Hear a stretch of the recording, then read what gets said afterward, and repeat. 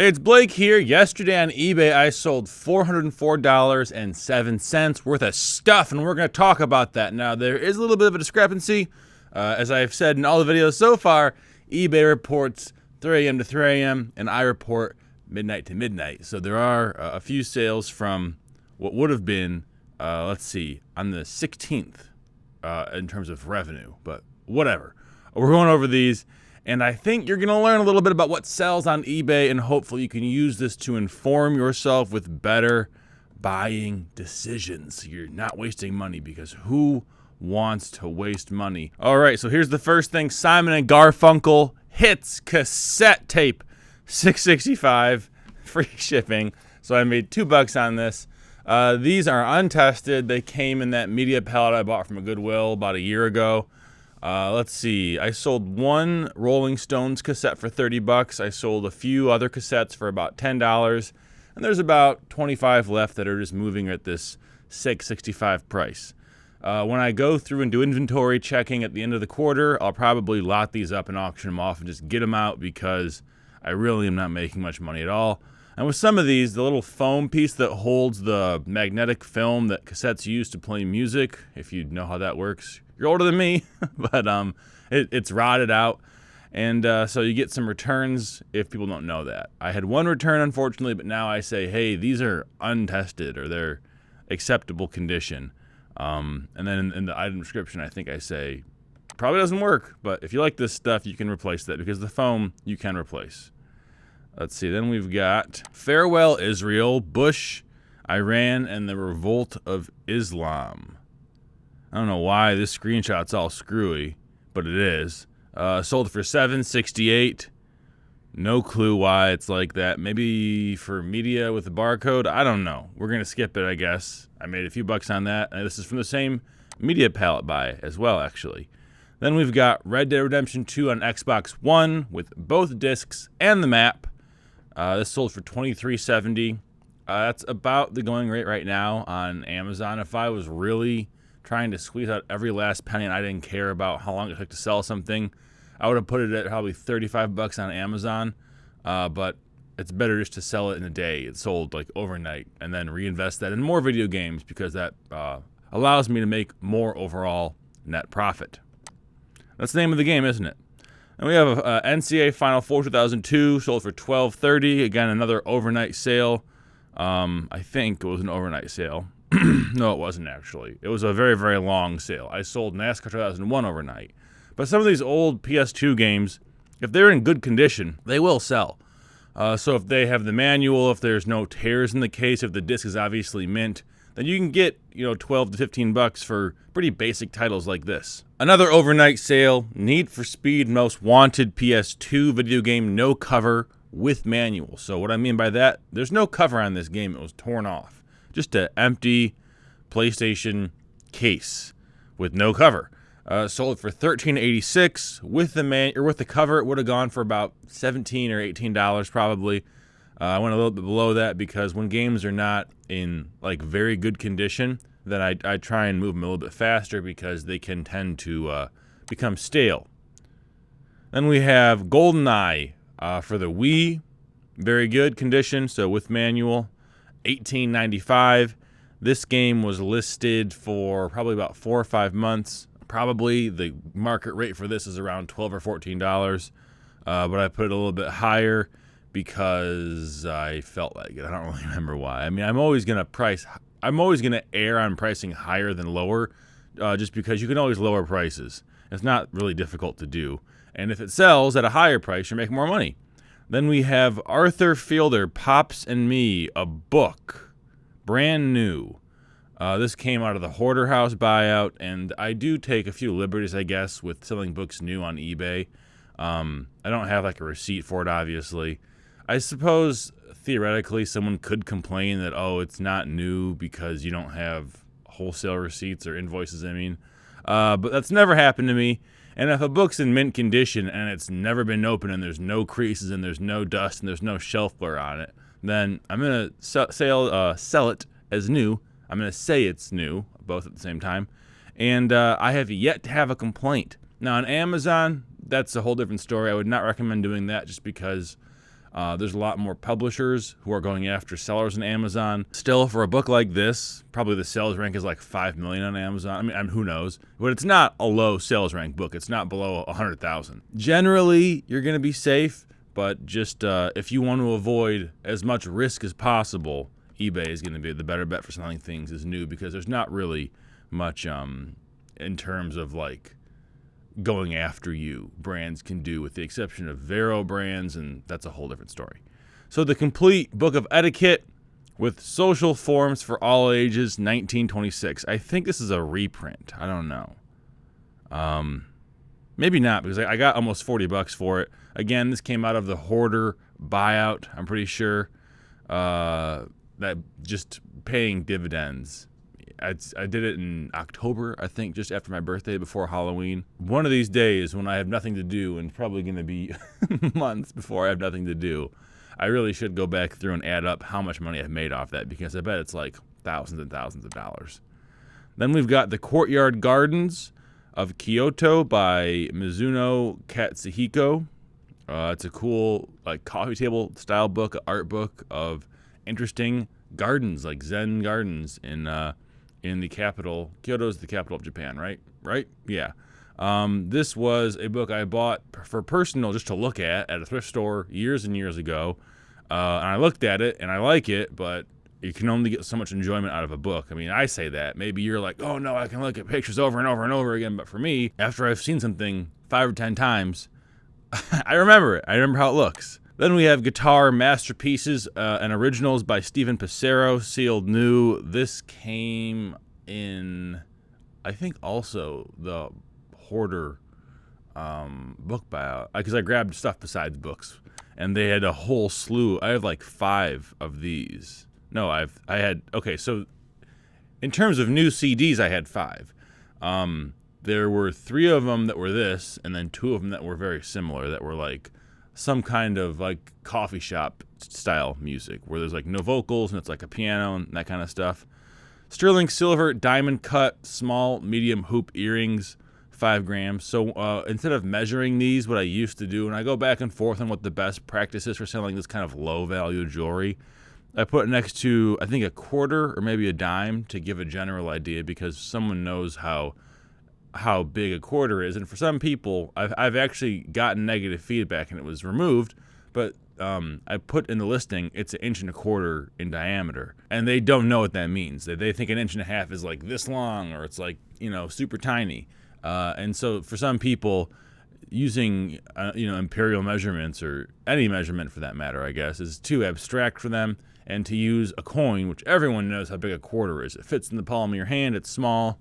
That creates a more relatable buying experience, I guess we'll call it. Sure, let's go with that. The Witcher 3 Wild Hunt PS4 sold overnight for $14.20. I bought 66 Wii games for 175, or not Wii games, PS4 games for 175, and the issue with that is probably about half were sports games that I still have that I haven't even listed yet. But I think I'm probably going to make $250 on the non-sports games, and then whatever I make off the sports games is just going to be extra profit on top of that. They sold very fast. That's the good thing about PS4 games, is they're going to sell so much faster.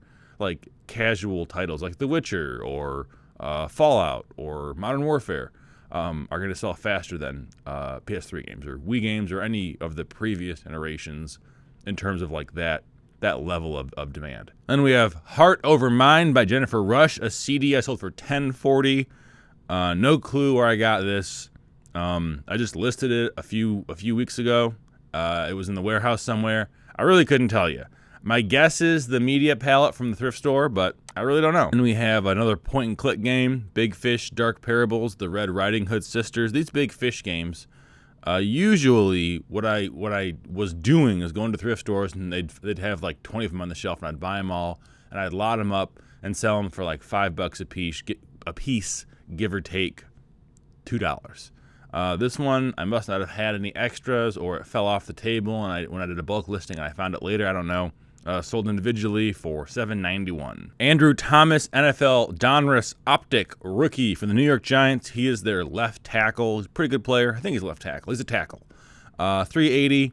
I sold 2 of these cards over the past football season, and these came in the buyout when I bought all those cards for 6 cents a piece. So I'm making pretty good money on that. And we have MotorStorm for PS3, complete with manual, for $14.20. This is a pretty good game to find. I can reliably sell it for $14.20 any day of the week, it seems like. Sometimes it goes for more on Amazon, but oftentimes you see it sold for a lot less on eBay. It's a target for a lot of online arbitragers because I think the sales rank is like 15,000, so it's okay, but you know, not great. And we have Naked Gun 33 1/3. This is a new sealed DVD for $6.65. I assume it came on some kind of media pallet because I would not buy a DVD that I could only sell for $6.65 unless it came in a bulk buy and I was paying, you know, pennies for it. Here's an auction: 100 discs that would not load or scratched beyond repair. So on Friday I did confirm the purchase of an EcoSmart Auto, which I'm so excited about. I'll do videos on that across every single channel probably. Trading in this bad boy. So potentially if I had that machine 6 months ago, could I have repaired these discs better? Yeah, sometimes. With this machine, with the JFJ Easy Pro, what you can run into is heat damage from discs or other kinds of damage, but mostly heat damage from these. And then the JFJ Easy Pro has way more ways you can screw up discs. So this Eco Auto Smart supposedly doesn't do heat damage. It's water cooled. We'll see how it goes. I'm excited to try it out. It's expensive, but you know, you got to spend money to make money. And we have a GameCube game for $18.95, 18-wheeler American Pro Trucker, complete with manual. Not much to say here. $20 is on the lower end of what GameCube games go for. There's a few that go for less. I think like The Matrix still goes for like $9. Medal of Honor goes for like $9.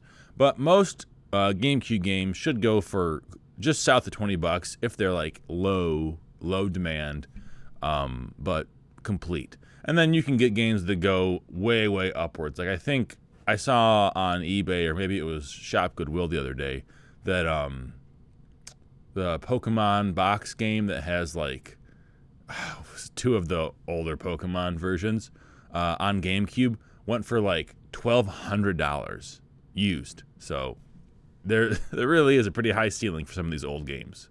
Then we have Need for Speed Carbon Black Label. That's the black label as opposed to the greatest hits, which come with a red label, for $18.95. Very good condition. This sold in less than a month. Again, with games like Need for Speed, where they have like, I don't know, legacy associated with them, you can charge a little bit more. You're going to see this game sold quite frequently for like $12 to $15. But what I've been doing, especially after Christmas, is just boosting all my prices by at least 10%, ideally like 25 to 30%. Speaking of greatest hits games, here's PS3 for Skyrim for PS3, the Legendary Edition, sold for $12.30. If you're selling video games, always look to see if there's any special edition on them. Limited edition, Game of the Year edition, Legendary edition, insert whatever superlative the studio wants to add edition. Because for collectors, those do have more value, and sometimes they have extra things.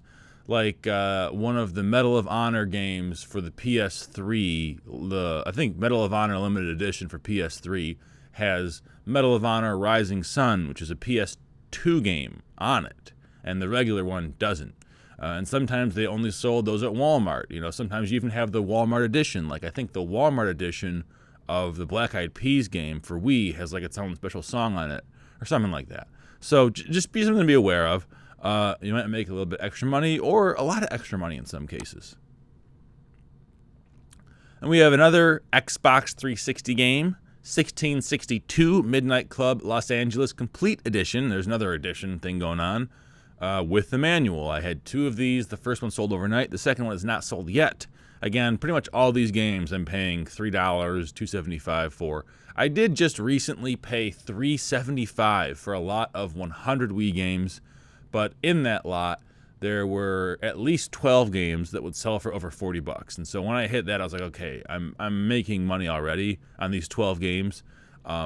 it's worth it to pay up to $4 a piece probably for all these. And I won the auction at $375 per game, so a lot of money. They come today. I'm kind of excited for it. I'm running into an issue where I've got 240 minutes on this machine left. I'm going to get the EcoSmart Auto, or whatever it's called, probably Thursday or Friday. So I'm worried that I'm going to sell games that I don't have the ability to repair, and they're scratched. What I might do is just take them down to, there's a place called Game Pawn that I think charges $1 per disc to refinish. I might just have to spend an extra like $40 or $60 throughout the week, take games there, which sucks. Maybe I'll try and buff them with my JFJ Easy Pro because that doesn't require minutes. I don't know. That was like a big reason why I bought the new ELM product. I mean, it's refurbished, it's not new, but it's new to me because you don't have to pay for minutes and you have a lot more flexibility in how many discs you can do at any given time. And also, I think I want to start offering like 100 discs repaired for $100 after I see if it's actually worth it. And we have a Joe Burrow 2021 Absolute Football base card. I think I sold the Josh Allen version of this set, or card from this set, not version, for $1.29. I probably could raise the price on the Joe Burrow cards by a quarter or two, or by 25%, because I feel like his stock is rising. But I'm not going to do that because the ROI would be very low, because I probably only have like 15 Joe Burrow cards for sale right now. And that's the last of the sales for today. Again, that was $404.07. Thanks for watching, guys. I'm doing these every day. I might take tomorrow off. I don't know. It's Sunday, and it just is kind of a lot of work to come into the warehouse. My whole studio setup is based around having this camera here and having it plug in, and I don't want to take it home because then I have to clean the house behind me and tell Ashton not to walk behind me, and it's just a whole ordeal. So might take tomorrow off. I don't know, but I'll certainly see you guys on Monday.